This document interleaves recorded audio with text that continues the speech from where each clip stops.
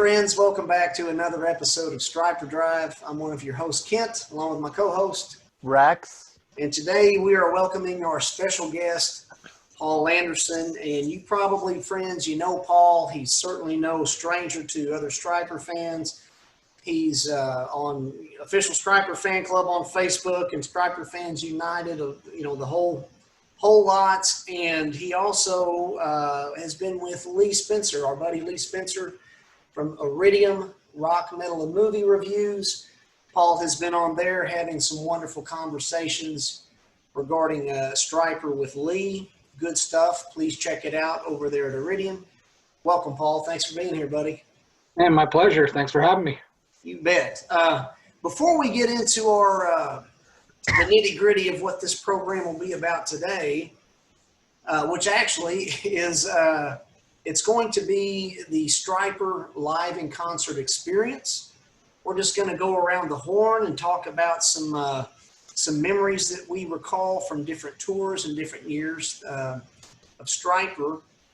But Paul, if you would, just before we get into the concerts, just start us out. Tell us your Stryper story about how and when you first became a fan and what made Stryper stick with you. Yeah, I grew up in a Christian home. So at the time, as a teenager, I never listened at that time. I never even listened to secular music. Got into Petra, got into Daniel Band. Daniel Band was, I think, my very first rock concert. Got into Res Band. I was right in there, right when all the Christians were saying it's of the devil. Yeah, me too. I have a little side story about that, but I remember I had this little thing with not my youth pastor. I was in the youth group of my church, and one of the guys in the youth group, who is now a pastor himself, and he was always kind of like, one of the big kind of spiritual mentors in the group. He was a teenager himself, but one of the older ones and a little bit more of an assistant to the youth pastor and whatnot. And I can't remember what it was for, but there was some contest or something, whatever. He had said, he'd buy, any album or cassette, whatever that you want. So I told him when I won this or whatever, I said, I want the DMZ by Resurrection Band. Awesome. Good choice. And he kept trying to stall me. He didn't want to get it for me because it was rock and roll. Yeah. Yeah. Don't you want this Carmen cassette instead? Or Amy Grant or yeah, Sandy Patty. Sandy Patty, yeah. Man, I would love, Paul, which I'm like you, man. I came from the KISS camp back in the 70s, okay? I'm 49 years old. I don't mind saying I came from the KISS camp. I liked KISS at a very young age and had all their 8-track tapes except for just a couple back in the 70s. And when I first received the Lord back in 81,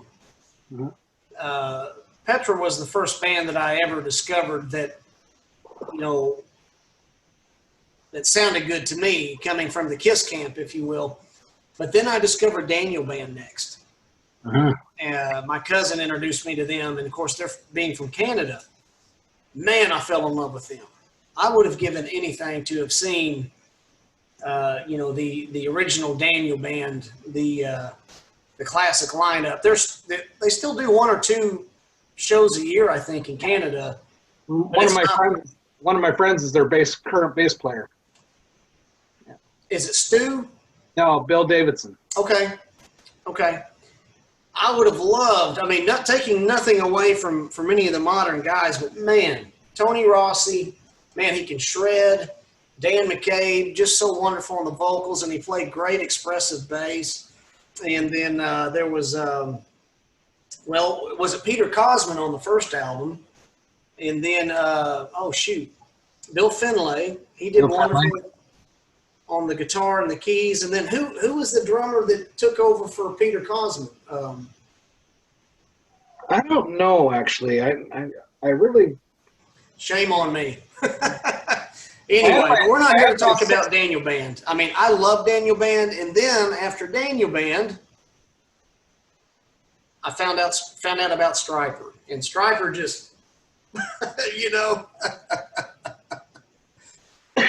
excuse me. They took the cake. They absolutely took the cake. Yeah, it's quite the story, man.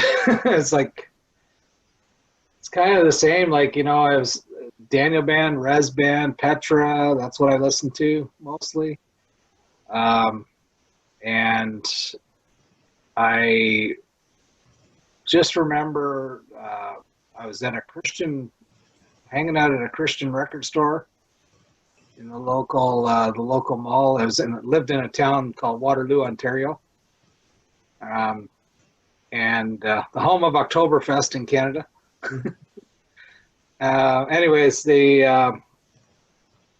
was in this little, can't remember what the name it was, but the local Christian record store, and I was just hanging out, and this guy comes to the cash register with this vinyl, and I saw the cover, and it had some missiles and earth and black and yellow, and I was like, what the heck is that? So, oh man, it's this new Christian heavy metal band, Stryper. They're freaking amazing.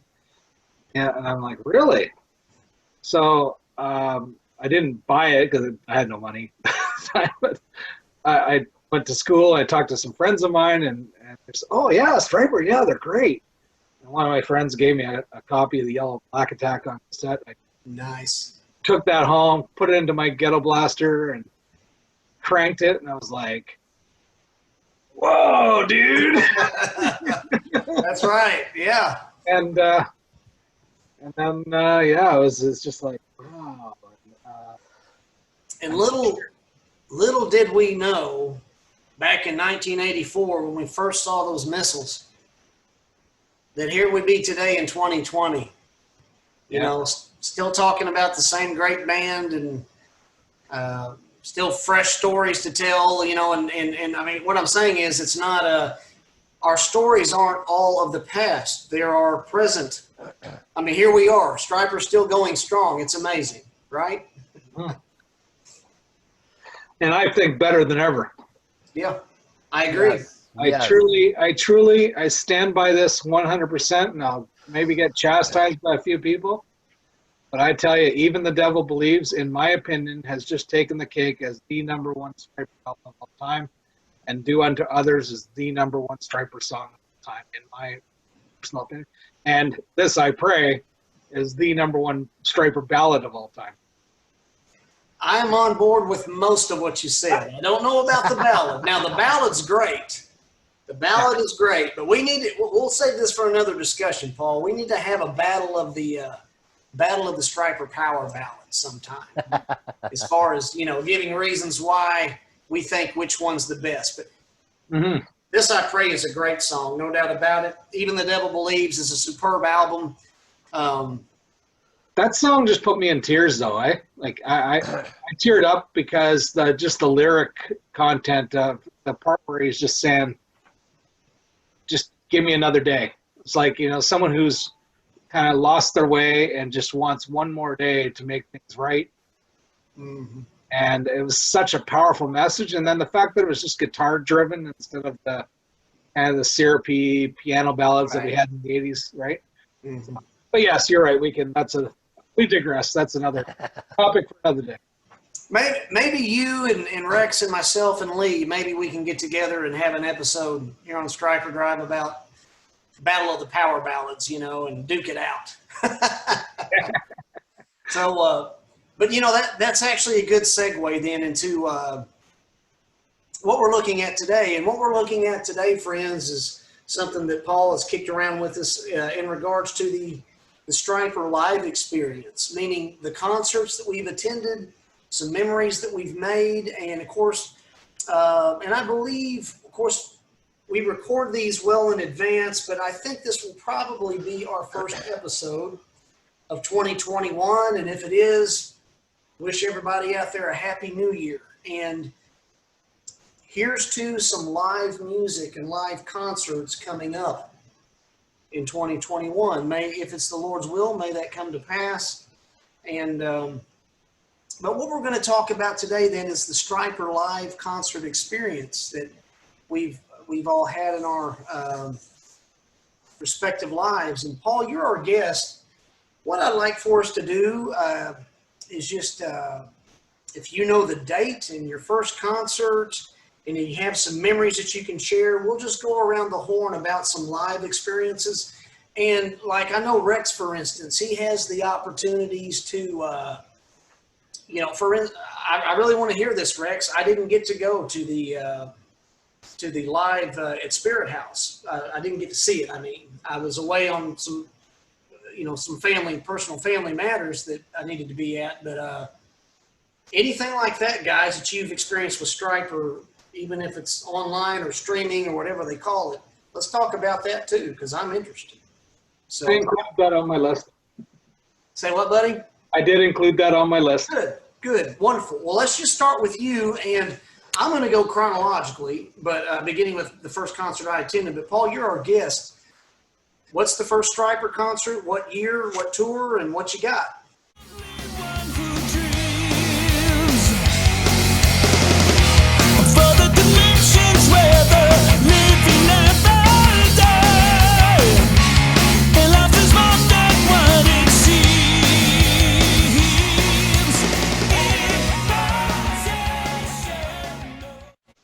Well, it was. This was kind of a really cool story. We just talked about our, the first experience hearing Stryper, and of course, I just became an immediate fan. And I had always wanted to go to the Cornerstone Music Festival in Chicago. There, being a big Res Band fan, so I always wanted to go. And I was kind of making my plans, thinking, okay, 1985 is the year I go to Cornerstone. Well, I can't remember exactly what month it was. If it was late 84 or early 85, I think it was early 85. Friends of mine said, oh, we got there's a Christian music festival that's going to take place right here in Kitchener, right in my town. Like, we're in this little small, Kitchener was like a little small German Twin City town, right? And they got this big park there called Bingaman's. Used to be just a campground, but then they turned it into a big water, all kinds of stuff. And they had a roller rink there, and they had a huge field. So somebody organized this festival, and it was called Green Fest '85. And they said, "You're not going to believe this." I said, "What's that?" And he goes, "Stryper's playing on opening night." Wow! And I'm like, "Bye-bye, Cornerstone." I'm going to Greenfest. I ain't missing that at all. Yeah. Even took a couple friends of mine, a friend of mine from school, and I had another friend of mine from church who was actually, he had, what is that? Not cerebral palsy. It's muscular dystrophy? Maybe. Like he had to walk with a cane, and his legs were all, but this kid was just amazing. Like, I just love this guy, and I had talked to him about Stryper and stuff, and so the three of us went to Greenfest, and it was Friday, June 28th, 1985, and I remember before the show, I told Leigh this as well, but before the show, we were, in the merch area, and I of course, we immediately went to the Stryper merch table to see what they had, and picked up pins and a poster, I think, or whatever. And my one buddy from school, I'm sitting there looking at all the stuff. My buddy taps me on the shoulder and he goes, "Behind you." I look behind me, and there's Oz standing there.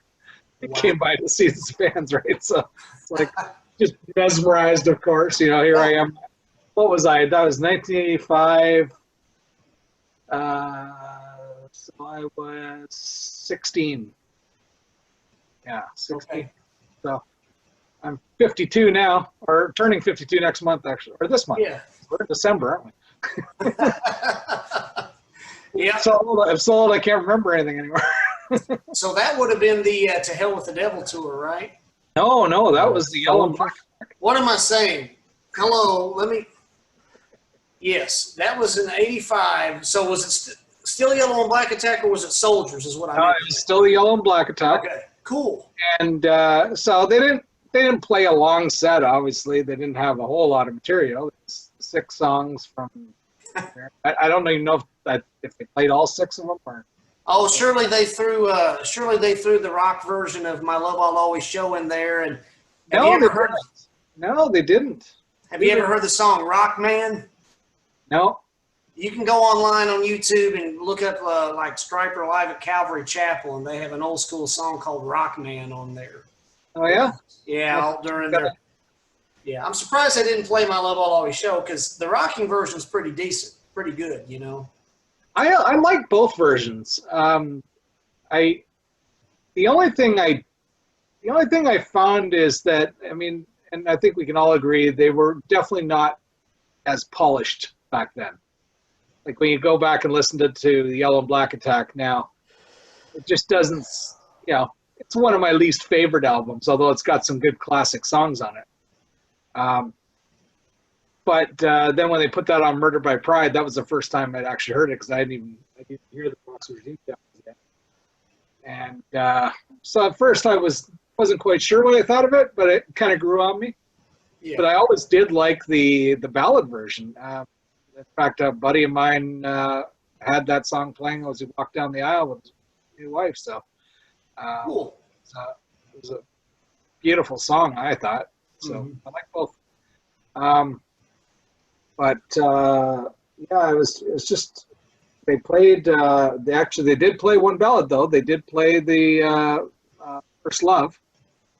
Okay. And that's the first and only time I've ever heard Stryper play First Love live, which was really cool. Yes. And I'm really hoping they do that again. I like Leigh. That is also one of my favorite Stryper ballads. I love that song. I'm not a big fan of a lot of the '80s piano / keyboard driven ballads, but I was always partial to First Love. I always thought First Love was a pretty good song. It's another good guitar driven ballad, right? Yeah. You know, as much as don't get me wrong, I love Honestly. I mean, Honestly was a great song, and it had a really cool. I thought it had a really great drum too. That part, I always loved watching the video, watching Robert. Oh yeah.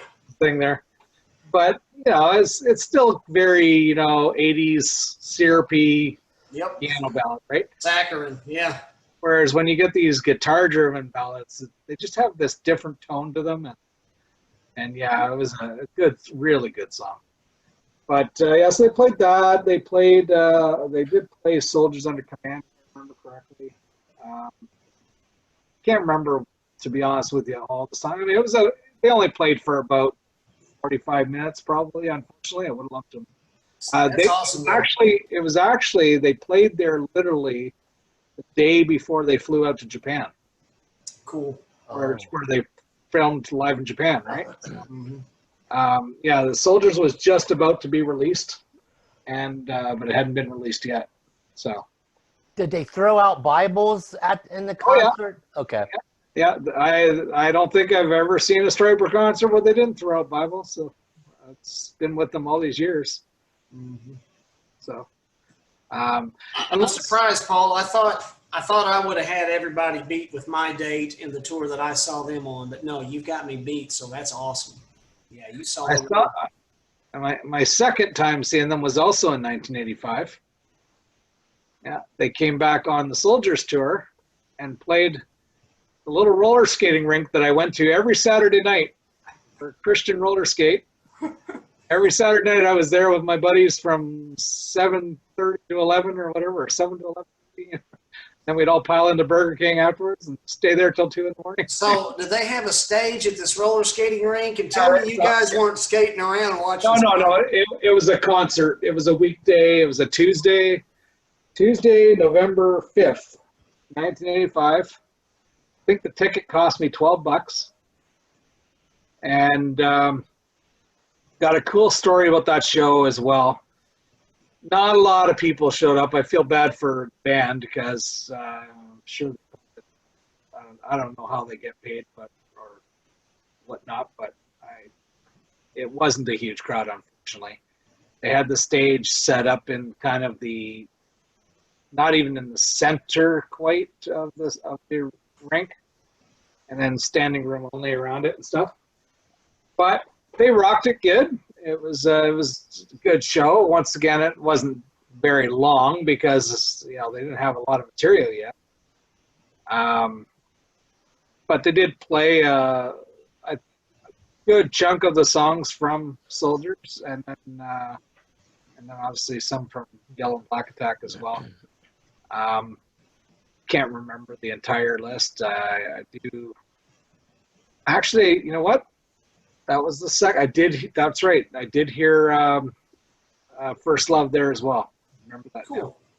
Yeah, so that's twice. Twice I heard First Love. And I haven't heard it since in concert. So. That's a good song.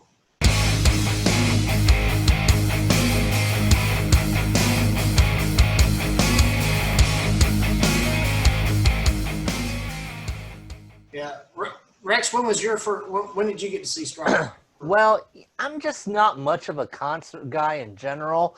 So, but I did decide on the 30th anniversary of To Hell with the Devil tour that, you know what, I'm going to go see Stryper. And so I went and it was November the 12th, 2016 at Cleveland at the Agora. And actually, me and Paul have been talking, and Paul was at that same concert. Cool.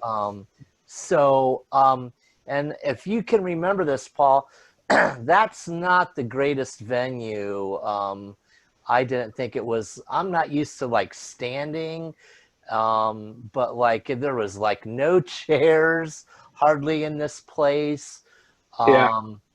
I guess I wasn't, since I had not went to very many concerts, I wasn't sure what to expect. I actually did the meet and greet also. So what was kind of cool is you're waiting outside, and then you're talking to people, and I'm a people person, so I'm talking to complete strangers, and they're telling me about all these concerts they've been to, and I'm feeling like, oh my goodness, I'm like, what am I doing here, and so then everyone who was gonna do the meet and greet, that's earlier, so we got to all move up into the front of the line, and I'm all nervous as all get out because I'm like, oh my goodness, I'm gonna meet my heroes. By then I'd been listening to them for over 30 years, and so I remember going to the meet and greet, and there they are at the table, and I was so nervous. Oh my goodness. I'll never forget what I said to Michael and what he said to me. I says, I am so nervous. I says, I don't even know that I can talk. And Michael goes, well, you don't look nervous to me. And I was just like, I think he was just trying to, keep me relaxed and that, but you didn't have a lot of time, which I wish I, could have had more time. I don't think that meet and greet was sold out. Did you do the meet and greet, Paul? No, I haven't done any of the official meet and greets. Okay. As I go into my list, though, I do have some unofficial ones. Okay. So, literally probably you might have had about, 30 to 45 seconds. And, you got this special tote, and they had the original album in it, not the original cover though, the black one with the red, To Hell with the Devil. But you had a poster, so I have that signed, which it's right behind me there, or this way. Did you get your clock and your posters and everything? Is that from that concert? Well, the clock is not from the concert. That's whenever they had that available in the Stryper store. I did get that. But the guys were really cool. I will say that they're just like they seem. They were just relaxed and easygoing, and So I was glad that I did it at least, you know, because I was like just in awe, you know, and but Paul, there were several opening bands at that concert. I was like, man, how many bands are there gonna be before I get to hear Stryper? I was kind of a little bit miffed about that. Like I said, I'm not much of a concert goer, so there were like 2 or 3, weren't there? I believe I think it was 2. If I'm not mistaken. Okay. It just seemed like forever. I guess I just was like, I want to see Stryper. And I'm like, you know, these other bands I really, to be quite honest, didn't really care about. Rex was the heckler booing him off the stage, Paul. Yeah, The opening yeah, bands. exactly. But I mean, it is a thing with you know, if you're not used to going to concerts, especially in clubs. I mean, in a typical concert, you know, that's like a major name band that plays arenas and stadiums or whatever. You also will have 1 or 2 opening bands, but they're also usually pretty name bands too. Yeah. You know, like when I went to see Metallica on their Hardwire tour, you know, it was Volbeat and Avenged Sevenfold opened up. What a show that was. But I digress. We're talking Stryper.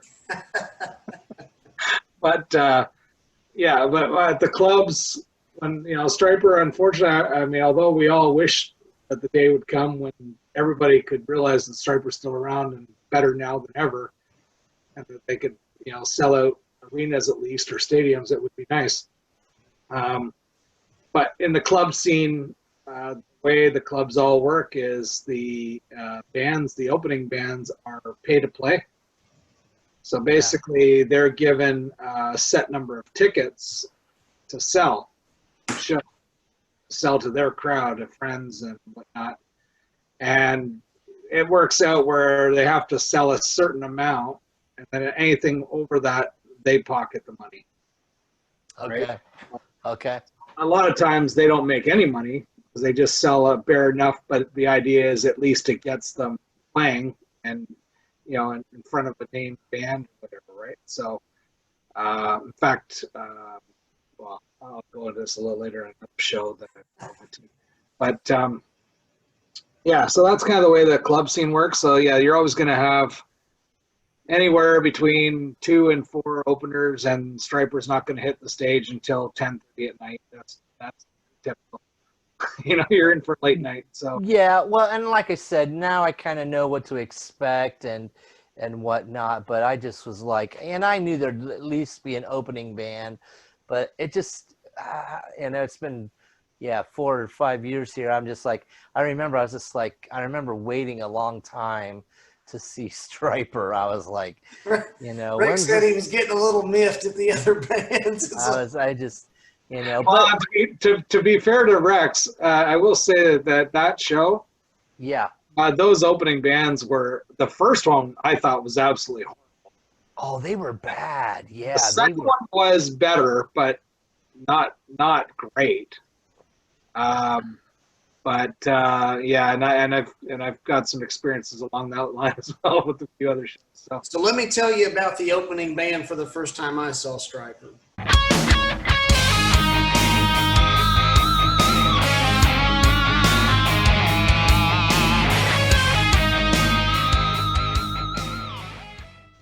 So again, Paul, I'm actually surprised that you had me beat out, but kudos to you.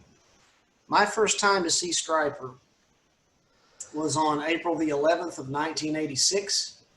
They were still on the Soldiers Under Command tour. Mm-hmm. I saw them at Horace Mann High School Auditorium. It was a high school auditorium, Horace Mann in Little Rock, Arkansas. I was 14.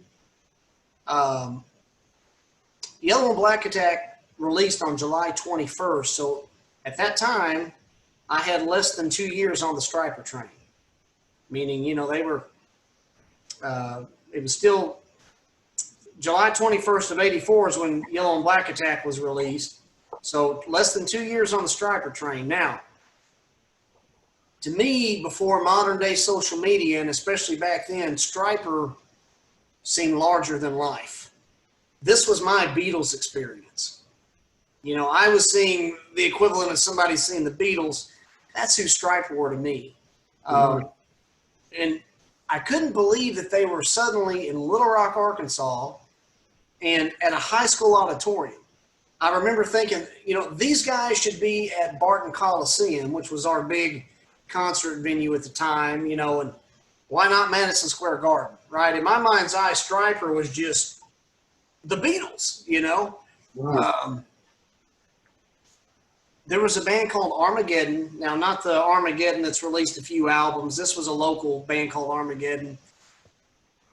As Stryper were warming up, doing sound check and all, kind of some last minute stuff prior to the show, some circuits were blown, and so the concert had to begin later than expected. So Armageddon, they didn't perform because by that time the hour was getting late, you know.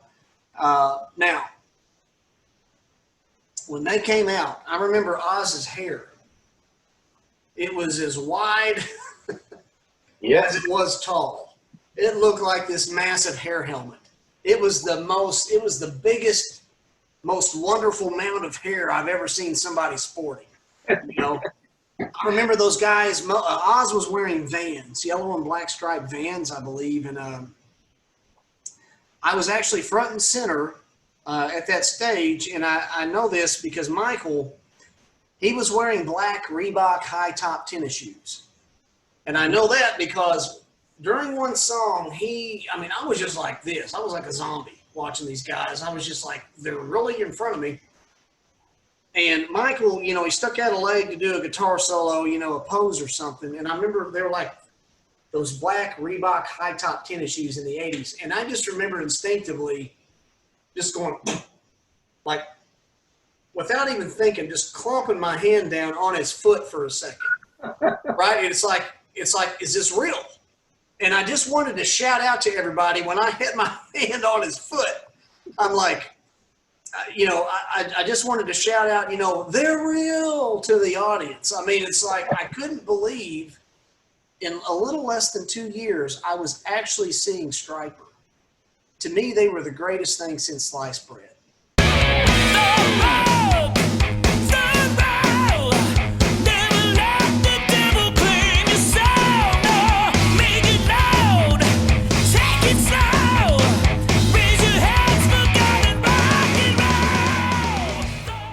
That was my first experience. Soldiers Under Command tour, 4/11 of '86, Horace Mann High School in Little Rock, and it was great. Before I get on to my third one, I was meaning to actually mention something about that second one there at the Super Skate 7 in Waterloo. Really cool thing happened at that show. I had invited I was a smoker at the time, so I used to hang around with all the other heavy metal kids in the school smoking alley and whatnot. And there's one kid there that, you know, I was acquaintance with or whatever. Not a super close friend, but just acquaintance, whatever. And I invited him to the show. You know, I knew he liked heavy metal, so these guys are great. You know, he's come and check them out, right? It's only $12. So he said, sure. So, you know, and he knew a few other people at the school that were going, you know. So he came, and at the end of the show, this is back in the day when bands actually made money from records. You know, they toured to promote the records instead of records to promote the tours, right? Mm-hmm. And so they didn't need to do meet and greets, you know, to make money. Which is unfortunately, it's just the nature of the beast now. And it kind of sucks, you know, as a fan. You love the old days when you could go and just hang out by their bus or whatever and meet the band. And sometimes you can still get lucky and do that, but it's a little more difficult nowadays. But I remember we went outside and we waited by the bus, and Oz came out, and he ended up chatting with us. And he must have chatted with me and my buddy for a good half hour, 45 minutes. Wow. And it was just so cool, you know, and you could tell the guy is just so down to earth, just one of the best human beings you could ever meet, right? Like he's just, you know, a really good guy. And he chatted with us, and you know, we're talking. Can't remember the whole conversation, obviously, but I do know one thing.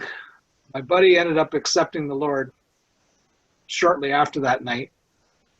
Went off to Bible college after high school, and I think he became a pastor. Wow, that's awesome. Oh. Yeah. And you know, it's really cool. Like, you know, it's funny how, you know, I know Stryper's talked about it, you know, how many Christians, so-called Christians, you know, chastised him back in the day, and you know, and you feel so bad because, you know, I know that they mean well, but just don't get it. You know, it's like, you know, there's a little thing in the scripture that a kingdom divided against itself cannot stand. So you can't really be preaching Jesus and worshiping the devil at the same time. It doesn't really work. Mm-hmm. One of them is going to fall pretty quickly, right? So, yeah. But anyways, yeah, that's kind of a cool thing that happened there. That's awesome, man. It really is. Anyway, so now I know you said 5, and Rex has only been to 1. Just to give your audience a thing, I've seen Stryper live 17 times in person and once virtually, as well as Michael Sweet on his first solo tour, and I saw Michael Sweet with Boston as well.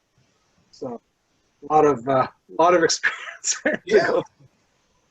So my third one was the To Hell with the Devil tour. And I ended up going to circle back to Daniel Band here. I was at a little concert venue in Toronto with a friend or a guy I had met at Greenfest, 86 actually. Greenfest came out in 86. And we ended up meeting there and became friends and stuff. And then he actually sent me a little sample tape when he first got To Hell with the Devil. I hadn't got it yet. He sent me a little sample tape just with a couple of tracks on it. And then when we found out they weren't coming to Canada, but they were coming to Ann Arbor, Michigan. And my buddy at the time was going to university in Windsor. So I think I took the bus or something down to Windsor and met him at a thing. Oh, sorry, no. Sorry. Mixing up 2 stories here. I did meet him in Windsor one time, but that wasn't for this one. No, he came and picked me up in Toronto, that's right. And we drove down to Ann Arbor, Michigan. It was him and I, and I think we had one more person in the car. And saw them at it was called the Hill Auditorium. And I remember I had gone to one of those, you know, in Toronto, downtown Toronto, we used to have a whole bunch of those head shops or rock shops. Mm-hmm. That would sell all the flags, and they were known for their various other fragrances. But yeah. They also had a lot of, you know, concert rock T-shirts and flags and stuff. I remember I went when I bought a Stryper flag, and I also bought myself a pair of black spandex pants. Oh my gosh, yeah. I remember the spandex. I'm a big guy. Like, I've been overweight for, you know, the bulk of my life, right? So it probably wasn't doing me any justice. But anyways, I wore those pants with pride, went to that concert, and I'm just like, just air guitaring through the whole show. And yeah, what a spandex should have been outlawed back in the 80s. I had a pair of them too, and yeah, never again, you know. Yeah. Oh goodness. Well, yeah, that's yeah. I don't have a whole lot of story about that one. That was just you know, it was a 4-hour drive to a concert and a 4-hour drive back. I got to see Stryper keeping in the spandex years. This is my last concert of Stryper in the spandex years for me. 1 year and 2 days later, on April the 13th of 1987, I saw Stryper on the To Hell with the Devil tour at Robinson Auditorium in Little Rock, Arkansas. I was 15, a year older. Stryper was given the key to the city by the mayor, and I remember seeing some footage because I had seen Stryper several years later on the Murder by Pride tour, and that was in '09. And Michael Sweet said there that, and that was at a place called the Rev Room in 2009. But I remember Michael Sweet saying that Little Rock was the only city that they've ever been given the key to.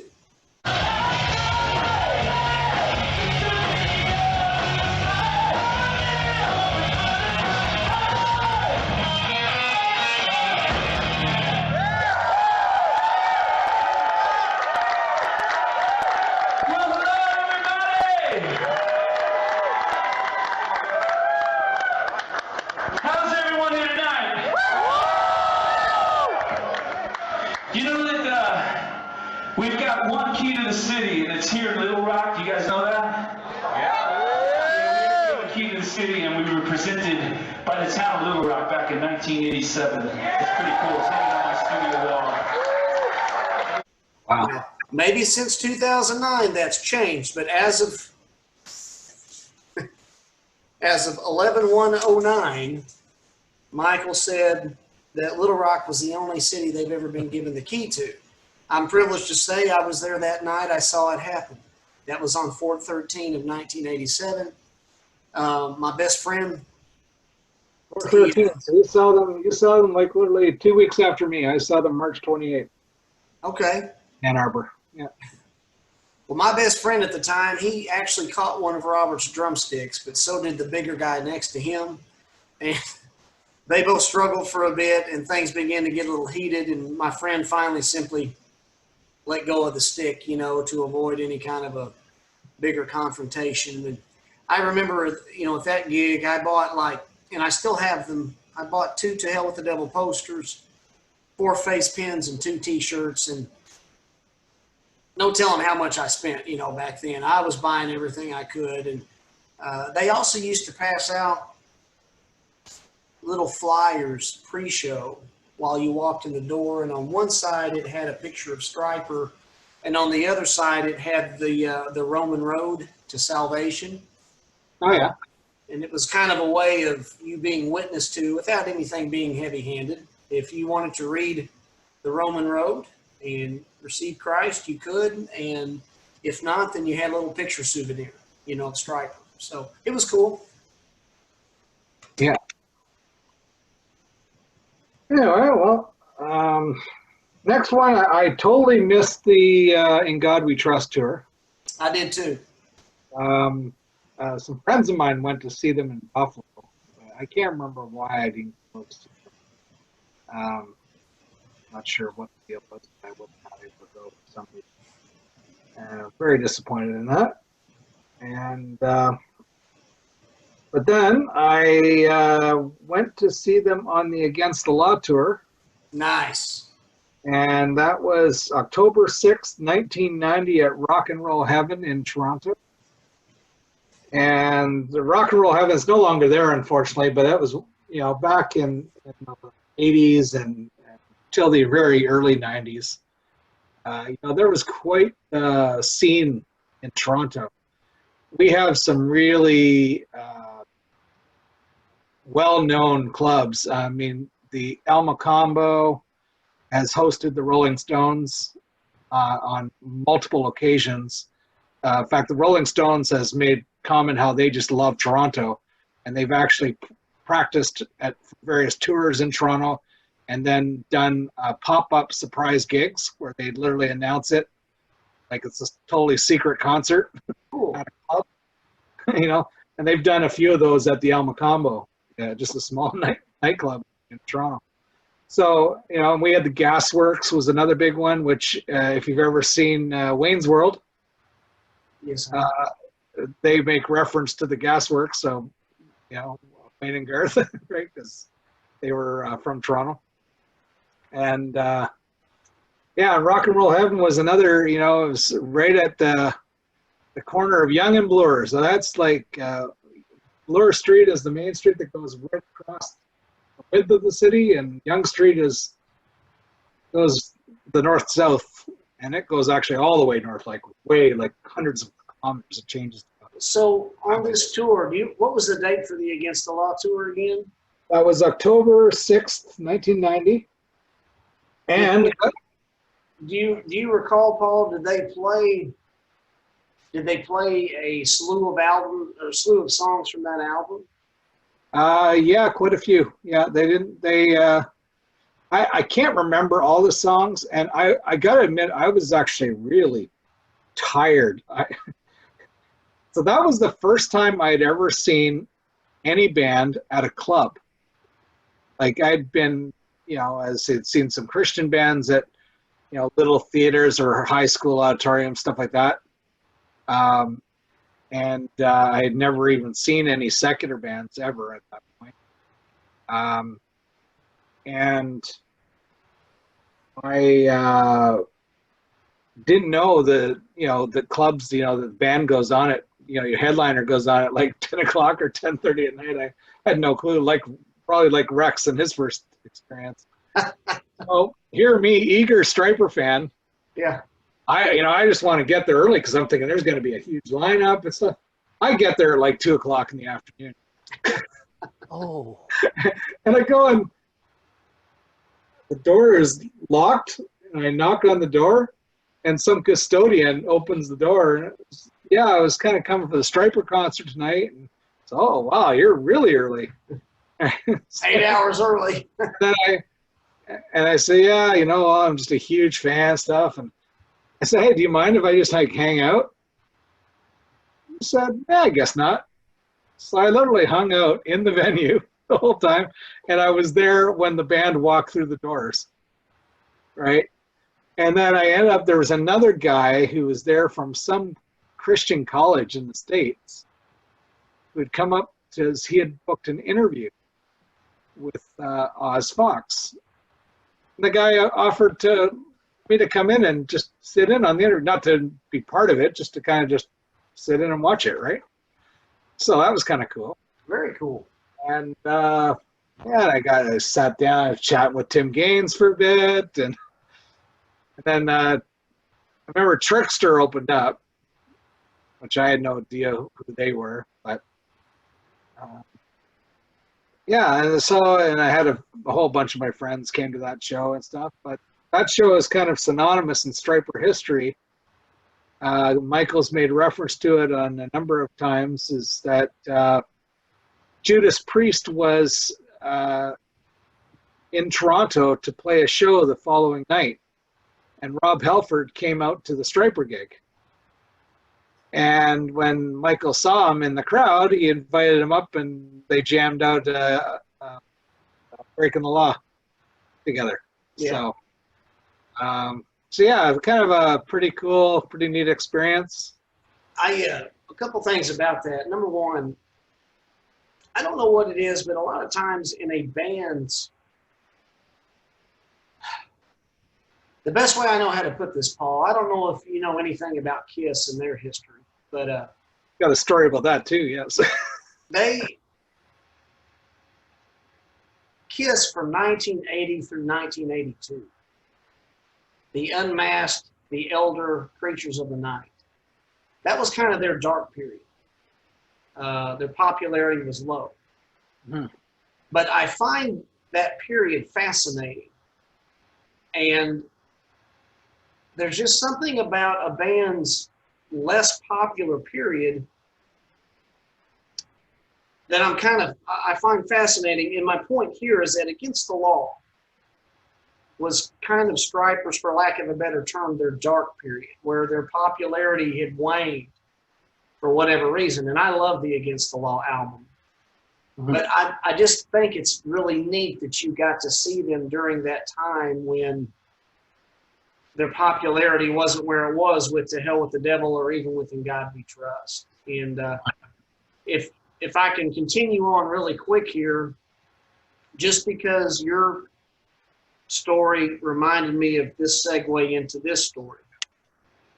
From 1987, the last time I had seen them on the To Hell with the Devil tour, the next time I had seen Stryper from 1987, because again, I missed the In God We Trust tour, was on October the 18th of 2003. That was the 7 tour when they came back around. And it was the original 4 members. It was at Pop's Club in Sauget, Illinois. I was 32 at the time. So this might be a little bit more lengthy of a story, but this really means a lot to me, and you'll understand why. So it's 5.5 hours away from where I live in Arkansas. One of my dearest friends went with me. He and I had been in a band, a Christian rock band that was heavily influenced by Stryper and some other rock bands that were comprised of Christian members. And so this was his first and only time to see Stryper, though he was a fan for as long as I did. We booked a hotel for that night. We, like you, we pulled into the venue when first arriving in the town. Now, cell phones weren't what they are today. You had cell phones, but they weren't the smartphones and all that, right? So you were still kind of on your own as far as needing a map a little bit. And we pulled into town early just to get a pinpoint for the venue. We needed to stretch, so we hopped out of my car, and I just said, you know, hey, why don't we just walk around the venue and check things out? This is the middle of the afternoon. The front door to Pop's was open. We're hearing music from inside. And it was sporadic music. We walk in there, and lo and behold, there's this empty floor, but there's this stage, and it's the guys of Stryper. Actually, Michael Sweet, he's getting sound levels and checks. And the other guys were kind of off at that point to the side of the stage or whatever. Robert actually came up to us, and I had brought my 1984 Yellow and Black Attack cover with me. Robert greeted us inside. He allowed us to snap a pic with him. He signed my album cover. And then we kind of realized, hey, we needed to get outside of the venue. Nobody said anything, but we realized we were kind of messing up their sound check, right? These 2 strangers in there. So we walked outside, and the tour bus was around back. And here in a little bit, Oz Fox came out around back of Pop's, and he did the same thing. Got a pic snapped with him. He signed my album cover. And then Tim Gaines came off the bus, and we got Tim's autograph. And I'll try to post that all. When this episode airs, I'll post those pictures. I look like an idiot standing next to the Stryper guys, but that's okay.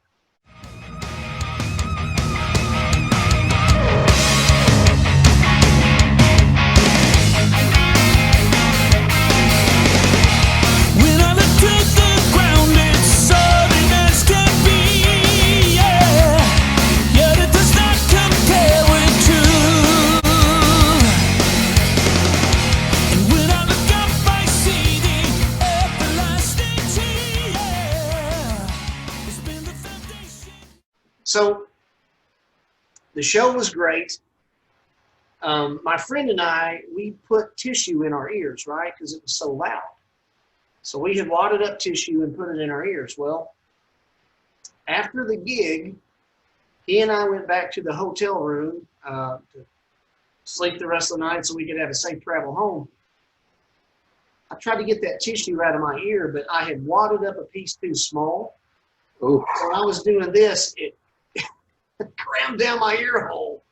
And so I'm like panicking. I'm like, well, crap, I got a piece of tissue stuck in my ear. So my buddy, finally, he had to take a pin apart. It was one of the hotel pins. And, they have on the cap, they have the part that sticks that you can put it on your pocket, He was able to carefully dig that piece of tissue paper out of my ear with that pin cap, right?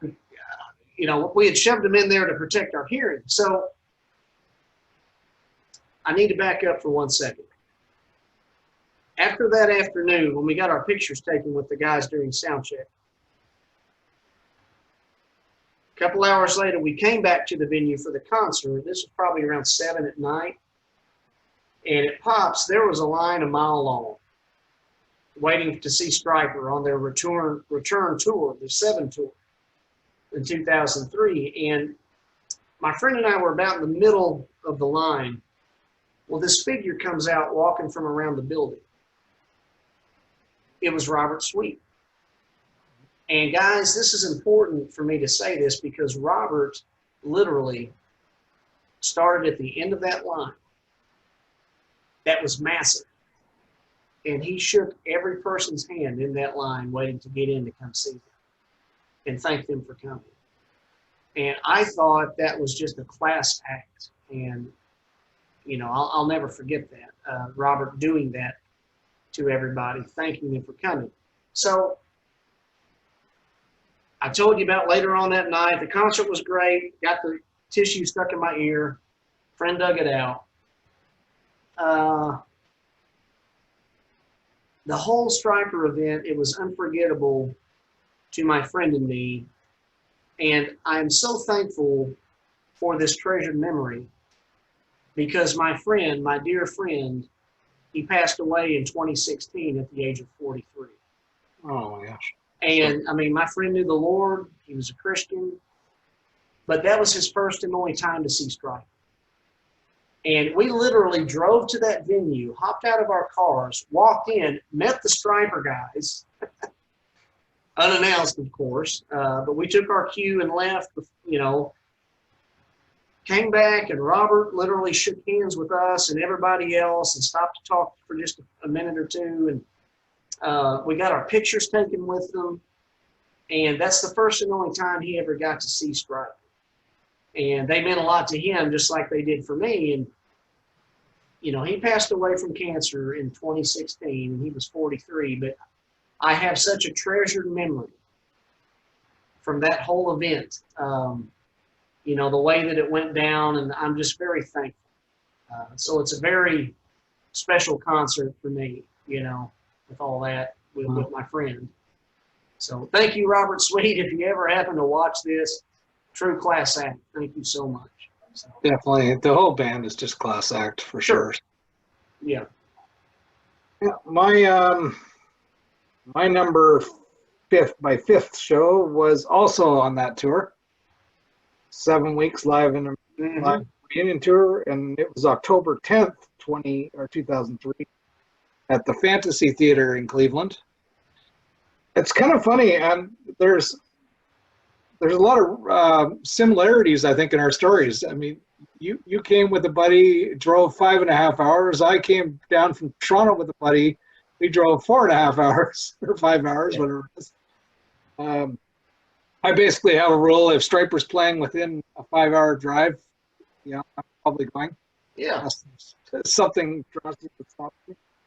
And of course, there was absolutely nothing that was going to stop me from going. I mean, I probably would have driven 10 hours for that show, just because at that time we're just like, we thought that Stryper was done. Right. So when they announced they were doing this tour, and you know, it's like, okay, this is our chance to finally see our heroes again. And maybe, you know, there's the rumors, and you know, could this lead to a full-on reunion or not? But you know, none of us are going to take our chance that it's not. Right. You know, so you know, I probably would have driven to Chicago to see them if I had to. It's like, you know. But anyways, unfortunately, they played Cleveland. That was only about 4.5, 5 hours. So, and it's like Cleveland is such a seedy town. Or there's a couple sides of it, I guess. There's the really seedy town part. There's the okay. But I swear this theater, I think all the theaters there, music theaters, were the seedier part of town. And my buddy and I from church were staying in a cheap 2-star hotel. Just the same thing, right? It's going to be a late night. You know, don't have to drive back to Toronto that late at night. So did that, and then we took the opportunity to do some shopping at the outlet malls the next day. So, yeah, no, it was just, once again, great show. That was the first show that I ever saw where Michael finished the show in the prayer. Mm-hmm. Yeah. Yep. I just, the whole set list was great. And that was the same set they also played in their Live in Puerto Rico DVD. Mm-hmm. Yeah, just it was a great set overall. Just played a lot of the classics and, Yep. Yeah, really, really enjoyable show. Sound was great. The theater we were selling was great. We actually did have seats in that theater. And Yeah. See, I saw them. I saw them again in 05 at the same venue at Pop's Club on 10605. And what was nice about that is having some tables and stuff to sit down. And, you know, of course, I'm getting older. Seating's nice, though. Yes. Yeah. That was your next one, was on the Reborn tour as well then, eh? It was. And it was my only time to see Tracy Ferry with them. Yeah. And so, you know, what can I say? I was thankful that I got to see them with Tracy because it was my only time to see him. Tracy, I remember. You remember MySpace? Yeah. Remember MySpace. I never had a MySpace account, but I know I did go and look at MySpace. I kept up with the Tracy and I had communicated just a couple times on MySpace, and he was always very nice. And anyway, that was a very brief window in the history of Stryper now with Tracy. So I'm glad I got to get a snapshot of it, you know. So I really enjoyed that. I was so excited for that show because, like, obviously Reborn comes out, and it was just like, oh my God, Stryper's putting out a new album. Mm-hmm. We hadn't had a new original album since Against the Law. And it's like, I wore that CD out in my car for the first few months I had it. Like and I remember they had the Stryper, they had that Stryper board online. It was like a bulletin board type thing. It was before we had Facebook and all that stuff. You talking about the old website that was up? Well, it wasn't the Stryper website. They had the Stryper website, but they also had this. It was like before they even reunited. It was like a thread type board, you know, where people could write messages, and it was just a place for fans to connect. Yeah. And so I was on there, and then they announced that they were actually, when they went to do this tour, they played BB King's in New York, and they actually Hair Nation was there, or was it Hair Nation? Okay. I think it was the Boneyard, Sirius XM channel was there, and they were recording the show. Cool. And so they actually played that. So of course, I went and got my free trial and listened to it online. Yeah. And it's just like, oh my gosh, Stryper's live again.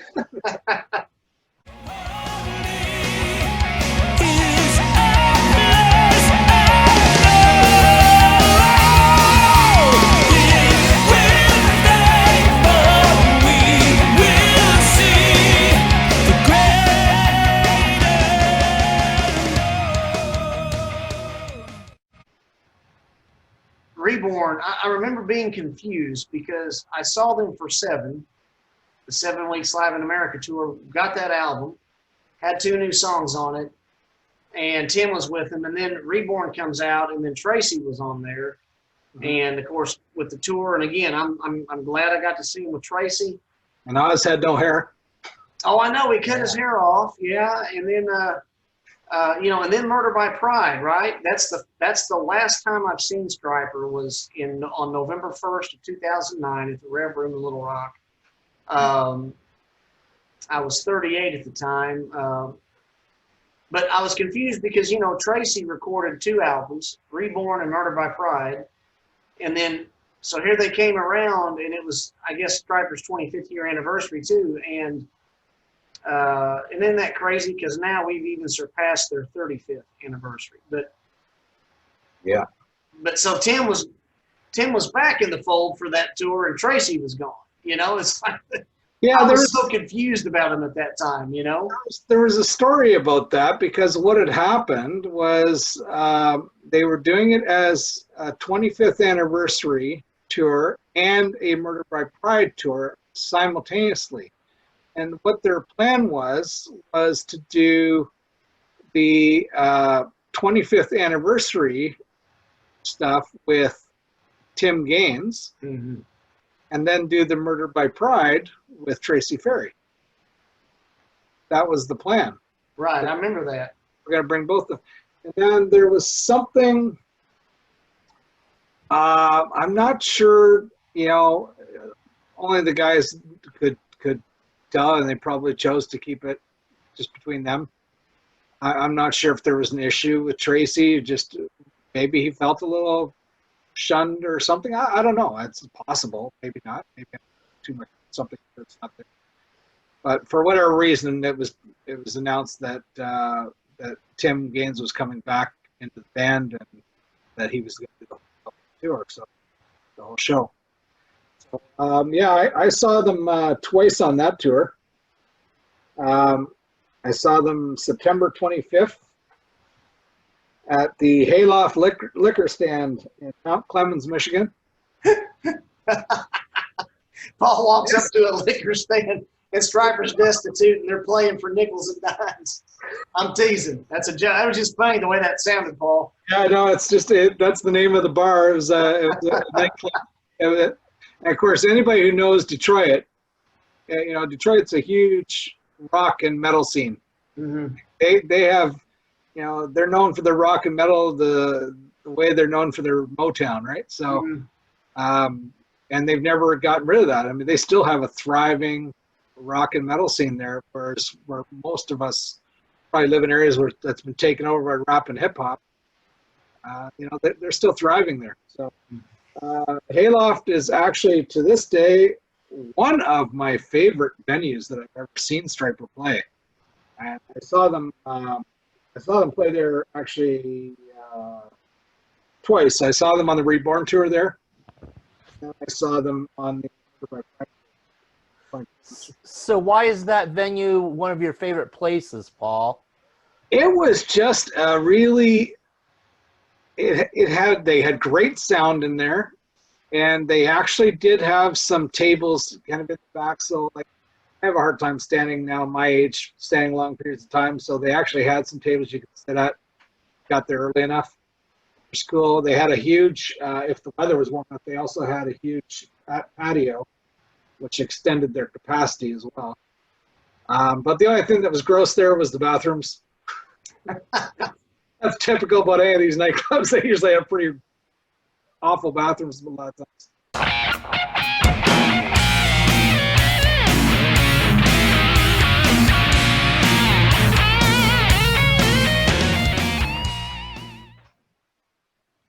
Hey friends, we're waiting on Paul. He had to break away for a minute. So while we're waiting on Paul regarding his last experience seeing Stryper, Rex, I wanted to ask you, because I didn't have an opportunity to attend this online, but the Live in the Spirithouse studio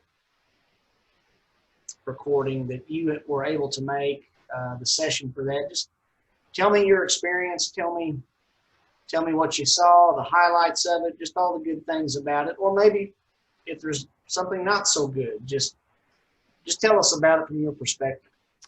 Well, it was actually even better than what I expected, and my expectations were pretty high.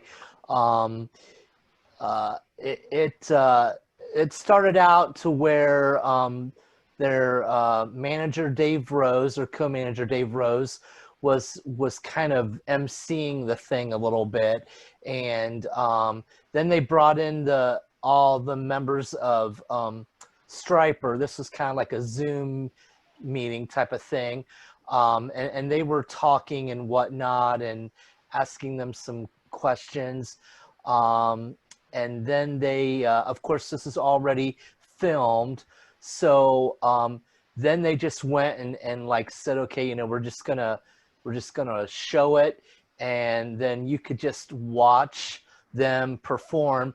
There were a couple little small interview things in between a couple of the songs, but for the most part it was like, the album straight through pretty much.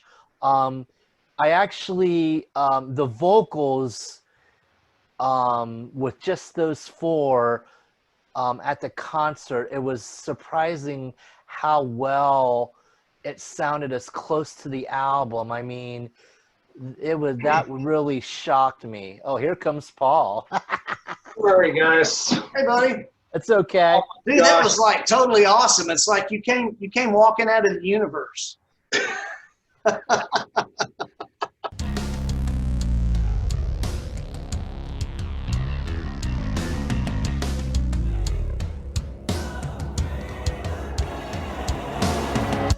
Rex thought it was he said his expectations were high, and it certainly exceeded your expectations, right, Rex? Yes. Yeah. And one thing, Blood from Above, it really wasn't my favorite song, but I actually liked the version they did at Spirithouse. I actually liked that a little bit better than the album version.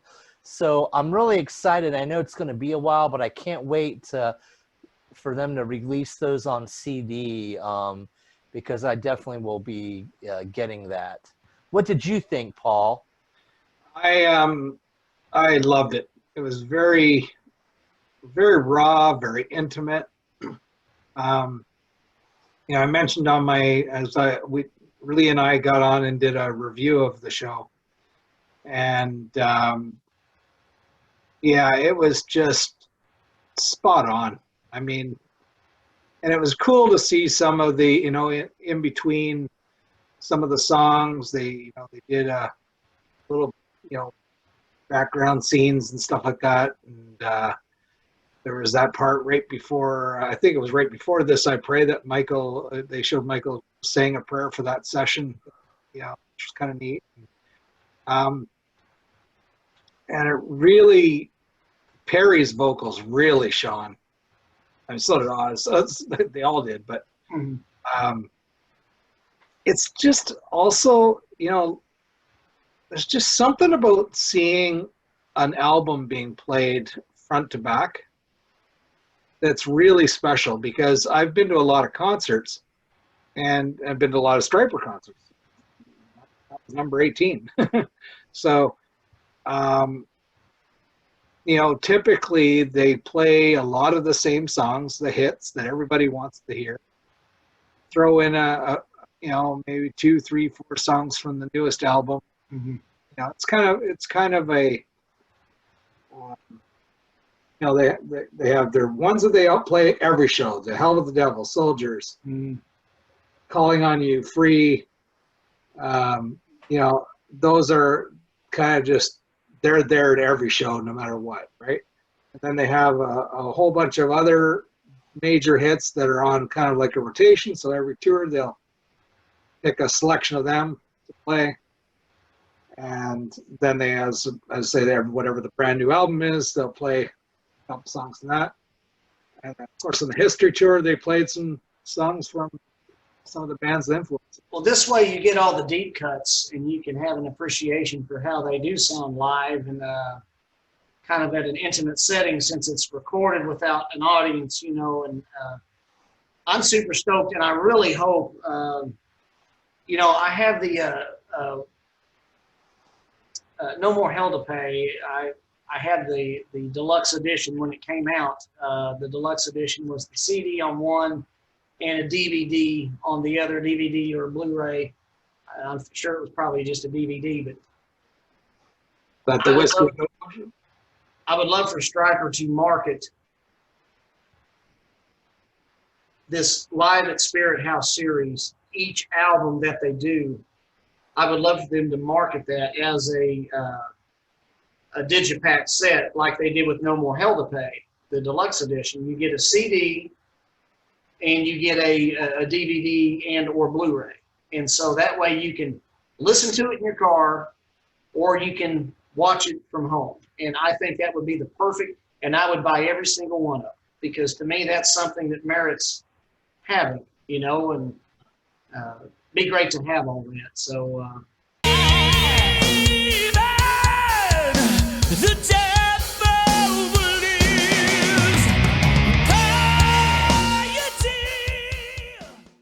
Live at Spirithouse, Rex, 2 thumbs up experience for you, and you would recommend that? Oh yes, I'll be going to all of those. No questions asked. Okay, Paul, what about you, buddy? Absolutely. He had one thumb and one of your thumbs disappeared. There's 2. Okay, well, Looked weird. so Paul, really quick, I want to touch base. The last concert you ever saw Stryper on so far? For in person was the History Tour. That was at the Rock Pile in Toronto. And yeah, that was number 17 for me, May 15th, 2019. And a buddy of mine that I grew up with, his name is Kevin Pauls. He's a musician, singer in his own right. He's actually played with the Gaither vocal band. Used to actually guest host on a Christian television broadcast, 100 Huntley Street. I don't know if you've heard of that. Mm-mm. Yeah. Well, Anyways, it's called 100 what? 100 Huntley Street. I might have heard of that. Yeah. It's been going for many, many, many years. So, Okay. but anyways, yeah. Anyways, so Kevin is he's a big Stryper fan as well. And I was actually, for that History Tour, I actually went and worked with the club, the guy who does the bookings. And I arranged to sell tickets. So and he told me, you know, you sell 10 tickets, I'll give you a free ticket, right? For you, right? So I ended up selling like 20. One of them was to Kevin, and Kevin said to me, this is, I've actually talked to my publicist. I'm going to see if I can get some passes or whatever.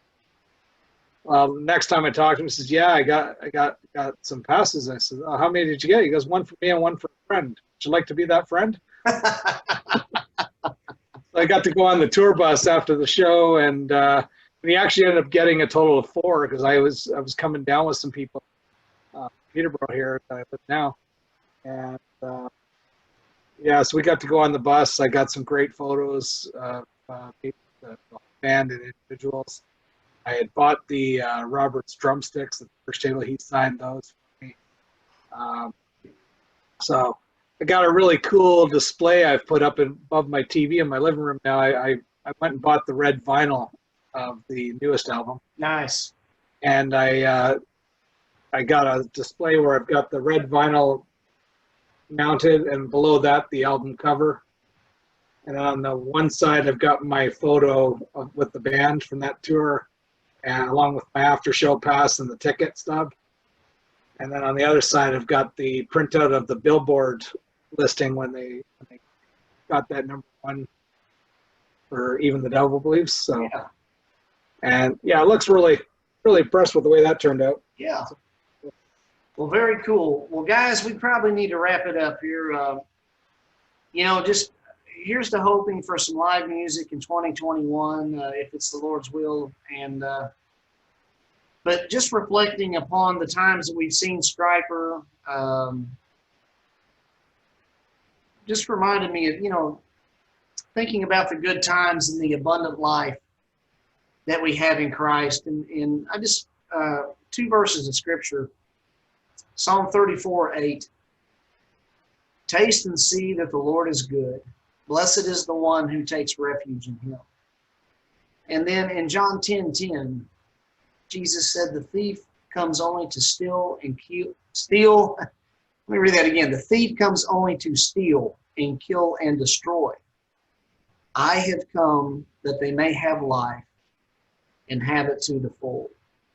And, you know, Stryper, of course, Stryper, Petra, Daniel Band, Rez, the Christian lifestyle certainly isn't boring. There's abundant life in Christ, and, you know, we can have, we have such a good time.